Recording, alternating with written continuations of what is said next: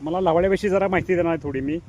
आता लवाळा कंट्रोल कसा करायचा, तर हो काय लवाळा तुम्हाला दावतो मी. लवाळ्याच्या गाठी कशा आहेत बघा, 1 2 3 आणि प्रत्येक गाठीला प्रत्येक ह्याला एक पुन्हा त्याची शाखा फुटली जाते. हो काय पांढरी शाखा एका एका गाठीतून 4 4 5 5 अशा त्याची शाखा फुटलेल्या जातात. हा कंट्रोल करायचं म्हणजे एवढं सोपं नाही. पण आता सेम्प्रा नावाचं जर औषध आहे ते उसात आणतं मारलं तर चालतं, पण त्याचा एवढा मला काही खास रिझल्ट वाचत नाही.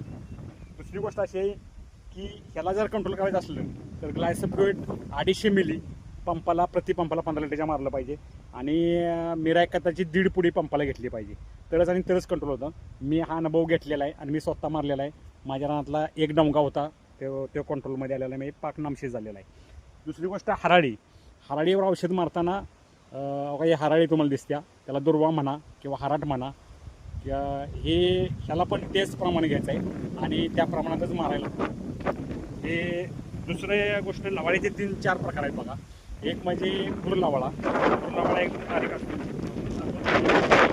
छोटा असतो गुरलवाळा, आणि त्याला हे नसते म्हणजे गाठ नसते. हा गुरलवाळा आहे, त्याला गाठ नसते आणि ह्याला गाठी असतात, मात्र 7-10 प्रमाणात गाठी असतात. तिसरी गोष्ट अशी आहे की 3 धारीचा लावाळा तुम्हाला जिथं सतत पाणी आहे अशा ठिकाणी तुम्हाला 3 धारीचा लावाळा होतो. त्यानं जरी आपल्या पायाचा स्पर्श झाला किंवा हाताचा स्पर्श झाला तर हाताला कापतं ते, त्याला 3 धारी लावाळा म्हणतात. दुसरा एक ओढ्यातला लावाळा आहे, तो पूर आला की वागतो आणि पुन्हा हाय तसा उभा राहतो. त्याची उंची सर्वसाधारण गुडघाभर असते आणि 3 धारी लावाळ्याची पण सर्वसाधारण गुडघाभर उंची असते. आणि हे जे लावाळे आहेत हे लावाळे छोटे खुटारणे असतात आणि ते प्रादुर्भाव जास्त करतात.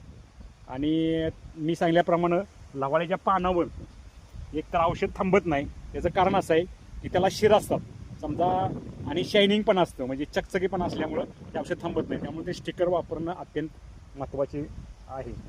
आणि दुसरी गोष्ट अशी आहे की मी हा जो व्हिडिओ